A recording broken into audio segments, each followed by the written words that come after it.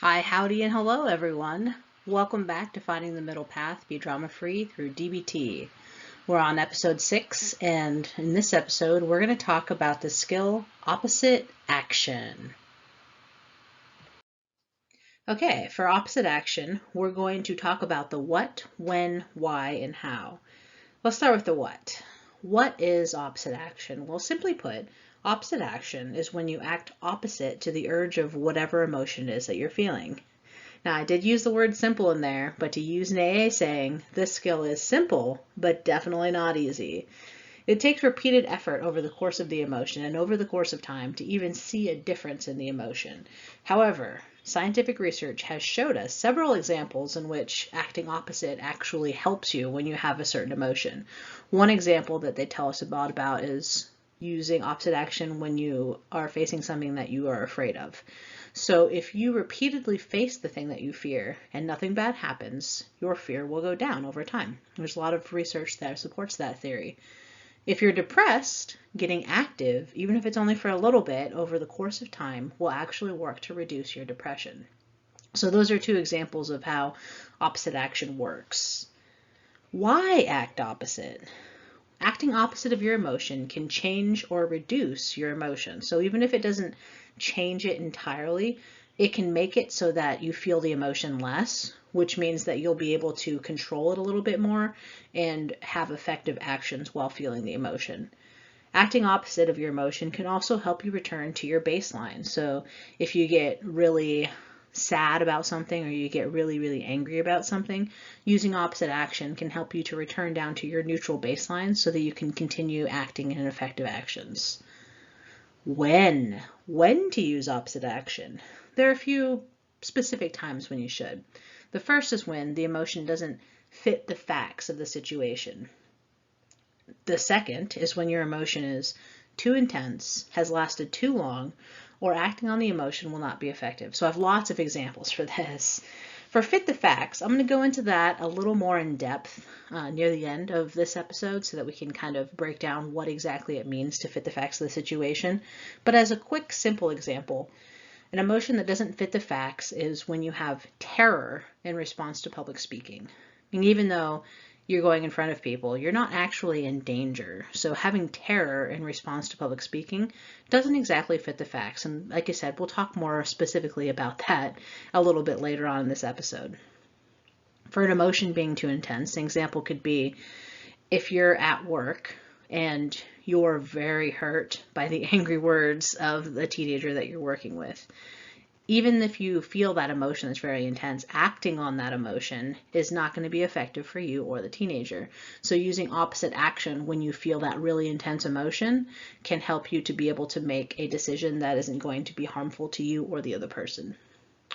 For opposite action lasting too long, an example might be, let's say you got into an argument with your spouse or significant other in the morning, and by, 3 o'clock in the afternoon, you've been at work and you've just been ruminating on it all day. That might be sometime when you want to use opposite action, because having that emotion in its intensity last that long isn't going to be effective for you. Finally, when acting on the emotion will not be effective, an example is, I use this example, if there's a kid at work and they don't like me, I've done something to offend them, or they just don't like how I interact with them. If they get ultra angry and start acting out every time they see my face, it's not going to be effective for them. They'll get in trouble, they'll lose their points, it will just turn out badly for them, but actually won't do anything to me. I don't take things like that personally. So acting on the emotion of disliking Lucinda is not going to be effective, which means that it's a good time to act opposite for that kid.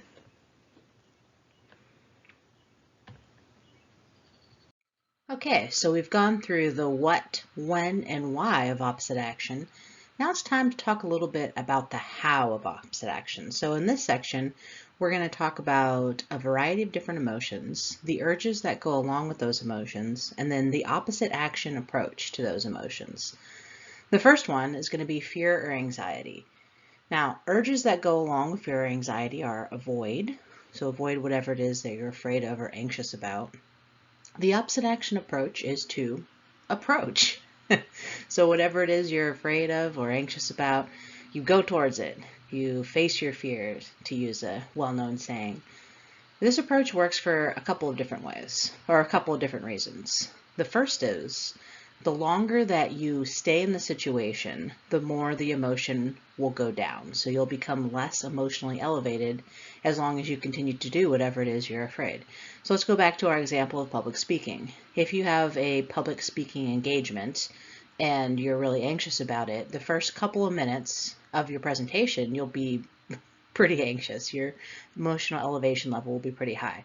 The longer that you continue to do it, so let's say you have a 30-minute engagement, by the time you get to the end, so 30 minutes, you'll find that you're feeling a lot less anxious. So that's the first way that it works. The second way that it works is that repeated practice in having an emotion lessens the emotion itself. Going back to public speaking, if you're really, really shy and you continually push yourself to do public speaking engagements, over time, you'll become less shy and you'll be less afraid of doing the public speaking. I have personal experience with that. When I was really young, I was super shy, like to the point where if someone sat next to me on the bus, I would sit completely still and stare straight ahead in the hopes that maybe then they would not talk to me because I was too afraid to talk to them back. And now, however many years later, 30 years later, I can't remember how old I was, I can speak in public pretty easily. It's actually something that I enjoy doing. The reason being, I have pushed myself to do it over and over and over for many years to the point where I'm not really afraid or anxious about it anymore. Now, the only time when you are not supposed to use opposite action with fear or anxiety is when the fear is justified. So if there's a dangerous situation or a dangerous person that you're afraid of, do not use this approach. So don't go up to a snarling dog that looks like it's about to bite you if you're afraid of dogs.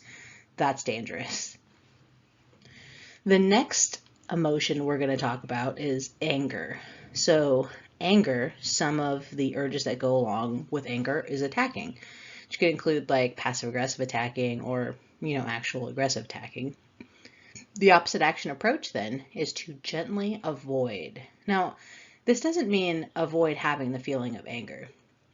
It's more like avoid whatever it is that's making you or that's triggering that anger, and take some time to calm yourself down so that you can deal with it. So you can take some deep breaths. You can, I always tell the patients at work, you can go over and do 50 jumping jacks, get some of that anxious, angry energy out. Whatever it is that calms you down, do that, and then approach the situation with kindness or with empathy if you can do that. The next emotion is sadness. So sadness, the urges that go along with that are to withdraw, to turn inward. Opposite action, get active. Now this one, it seems very simple, but it's not. It's not really. When you're sad or depressed, it's hard to do anything. So the key point with this is to get active, even if it's just a little bit. Even if you can only take a walk down to your mailbox and check the mail, that counts. That's a little bit of getting active. Over time, little bits of getting active will help tremendously to get over the emotion that you're feeling. So get active, even if it's just a little bit.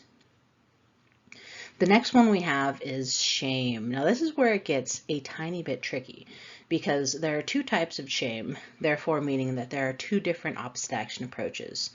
Some of the urges that go along with shame are to hide, to avoid, or to withdraw. So the first approach is when you're feeling shame and the behavior that is invoking the shame violates your moral values. The approach is to face the music. So as an example, let's say you were in a fight with someone that you care about and you yelled at them and called them some really bad names. You might feel ashamed of that. If that behavior of yelling and calling names violates your moral values, then you would use the face the music approach, which oftentimes will include apologizing and repairing the harm when it's possible, trying to avoid making the same mistake in the future, and accepting consequences, and finally, forgiving yourself and let it go. it doesn't benefit anyone for you to continue to beat yourself up about something, a mistake that you made, even if it is something that you feel ashamed about. So forgiving yourself and letting it go is an important part of that. So all of that is when you've done something where you have to face the music. The second approach for something that might evoke shame is going public. So this is what you should do when your behavior does not violate your moral values. Going public includes continuing to participate fully in social interactions, going public with the personal characteristics or your behavior that invokes the shame with people that won't reject you, and repeating the behavior that sets off the shame over and over again with people that will not reject you. Now, as an example for this one, it should be something that you feel shame about, but there's really nothing to be ashamed about.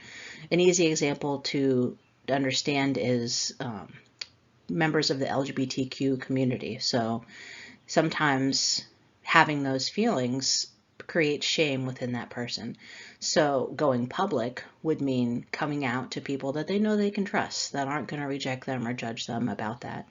It could be peers, it could be family, it could be teachers, it could be pretty much anyone, but the key is to practice doing it with people that you know are going to accept you and love you regardless of what it is that you're telling them.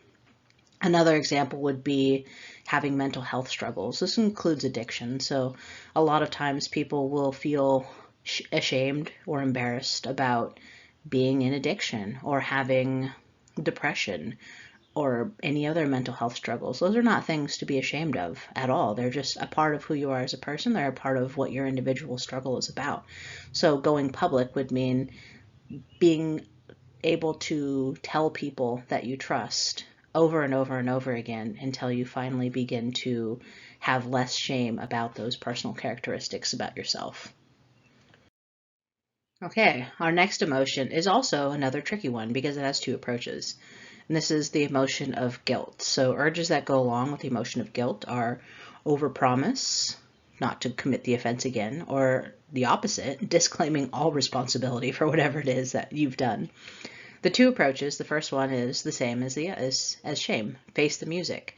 So this is the approach that you take when your behavior violates your moral values. So you've done something that you feel guilty about, and it's something that you definitely know that you shouldn't do. I always use the example of you broke into your kid's piggy bank, or you broke into your younger sibling's piggy bank and borrowed a couple of dollars. Like, you might feel real guilty about that. And for a good reason, they're younger than you. You shouldn't be stealing their money. So if that behavior violates your moral values, then you would face the music in that case. So it's experience the guilt, so don't try and brush it off or ignore it. Ask, but don't beg, for forgiveness and accept the consequences, and then repair the transgression and work it to prevent it from happening again. So it's very similar to the approach for shame. The second is don't apologize or try to make up for it. So whatever the behavior is. And this is the approach that you take when your behavior does not violate your moral values. So this would include, changing your body posture, looking innocent and proud if that's relevant, keep your head up, maintain eye contact, keep your voice steady and clear. The easiest example to understand with this guilt piece is setting boundaries is the one I use with the patients. So a lot of times the people that you care about, they're used to interacting with you in a certain way. And when you're in treatment, you have to learn how to set boundaries with the person so that they know that you can't act that way anymore. I can't act that way anymore. And if we're going to continue to have a relationship, this is how it has to be. A lot of times people will fight back against that. And the person setting the boundaries will feel guilty because they feel like they might be hurting someone's feelings when they're really not. They're trying to stick up for what's healthiest for them. So for that, I tell them, if you're setting boundaries with your family or your friends, don't apologize for those boundaries. Those are what keeps you safe. And definitely don't try to make up for it. If they're not going to accept your boundaries, then they are not someone that should be in your life. So that's a simple one to try and to understand how to use the opposite action approach for guilt. The next emotion we're going to talk about, pretty easy one, it's jealousy. The urges that go along with that are to control, to accuse, to snoop, or to push away. Opposite action, super easy. Let go of controlling others' actions. A lot of times we're feeling jealousy and it's based on our own insecurities, and it actually doesn't have any merit in reality. So letting go of controlling other people's actions makes it so that we can start to let go of that jealousy that we have as well. The final emotion we'll talk about is love. So if you don't know what the urges that go along with love are, some of them might be spend time with that person, you want to do what they want, you want to give and receive affection from them. The opposite action for that is to stop expressing love. Very importantly, you don't have to use opposite action with all types of love. It's pretty much, this is the approach to use when the love doesn't fit the facts or it's not effective. So easy examples of that are abusive relationships or relationships that are truly over or inaccessible. Whenever I tell this one to the girls, I always tell them, you have to stop your Facebook stalking or your Instagram looking or whatever it is the kids do these days. You're supposed to avoid the person and distract yourself from thoughts of the person. You're supposed to remind yourself of why the love isn't justified and rehearse the cons of loving the person. And then most importantly, you're supposed to avoid contact with things that remind you of the person if possible. So like pictures and stuff. You don't have to necessarily throw them away, but to put them somewhere away so that you aren't tempted to look at them until you've been able to bring down your emotional level of love to a low enough level that seeing a picture of this person won't completely throw you into a spiral. Okay, so now we've got our how to do the opposite action part 2. And if you've been listening to the podcast, you know I love acronyms. So I created another acronym that has sort of a 3-step process that you can remember on how to do opposite action. So remember the word ACT, A-C-T. The A stands for ask. The C stands for change what you're doing. And then the T is try, try, try again. So for A, you ask yourself, what emotion am I feeling? What urges do I have? Does my emotion fit the facts? Will acting on the emotion be effective for me? Do I want to change the emotion? The last question is very important. If you want to change the emotion, that's where you decide whether or not you're going to do opposite action. If for some reason you don't want to change the emotion, then you wouldn't do opposite action. The C, change what you're doing. Change what you're doing by acting opposite. So figure out what the urges are, which you should have kind of thought about when you're asking yourself, and then do the opposite of them. An important piece to this is that inaction is not action. So if you say, my urge is to flip a table, opposite action, I didn't flip a table, that doesn't count. You have to actually do something in order for opposite action to be effective. The final letter, T, try, try, try again.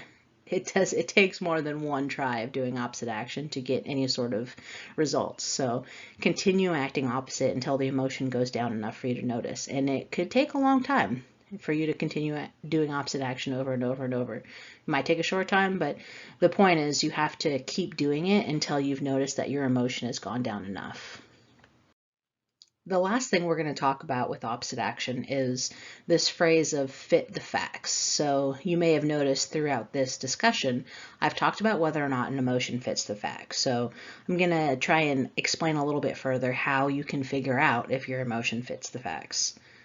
So imagine your emotion on a scale of 1 to 100, with 1 being on the left, being the smallest amount that you might feel the emotion, and 100 being on the right, being the most that you've ever felt this emotion. And all of the numbers in between are all the different levels that you could feel this emotion. We're going to use the example of fear. So on a scale of 10, your body responses to fear might be you're easy to startle or you're hyper aware. So for me, a level 10 fear response might be invoked by watching a scary movie in the middle of the day. I don't know about you guys, but I'm kind of a scaredy cat, so watching a scary in the middle of the night or when it's dark, it goes a little bit higher on the level for me. So this example is specifically watching a scary movie in the middle of the day when it's light. Flip to the other side. And let's examine a level 80 on the fear scale. So some level 80 body responses might be crying, your heart racing, adrenaline pumping, or hyperventilating. Now, a level 80 situation might be you just got into a car accident, right? So in the past 5 years, for some reason, the back of my car is like a magnet. We've been rear-ended multiple times. So level 80 responses, you just got hit by a car while you're in a car. So I definitely did a little bit of crying because I was really, really angry. My heart was racing, adrenaline was pumping. I'm not really a hyperventilator, but some people have that. So that might be a level 80 situation. How you figure out then if a situation fits the facts is you make sure that you know, you're mindful of what your body responses are to different levels. So we've done level 10 and we've done level 80. If we talk about public speaking and we want to know if public speaking fits the facts, we would ask ourselves, what level is our body responses at? What level is our body response to public speaking? So if my body response is my heart's racing and I'm hyperventilating, that indicates a level of 80 on my scale. Is public speaking on the same level as being in a car accident? Absolutely not, right? Being in a car accident, you could be really hurt. There's a big monetary investment that is basically not there anymore, right? Your car is probably broken. So public speaking, none of that stuff is there. Because your body response to public speaking doesn't fit the facts of your emotional scale, you know that terror in response to public speaking does not fit the facts. And that's just kind of a basic idea of how you can figure out how an emotion fits the facts is make yourself a scale, identify like 2 or 3 points on the scale where you know what your body responses are, and then identify events that go along with those body responses. Whenever you want to figure out if a situation fits the facts, look at the situation and see if it lines up with the situation that you've picked for your scale. Okay, that's all that I've got for you today. All the information I shared with you today is from the DBT Skills Manual for Adolescents by Jill Rathis and Alec Miller. The ACT acronym, ACT for opposite action, I created, and as a quick reminder, the A is for ask, the C is for change what you're doing, and the T is for try again. Thank you so much for spending 20 minutes of your day learning about opposite action and coping skills and being able to better yourself in your interactions with the people around you. All right, we'll see you next time when we find the middle path and be drama-free through DBT.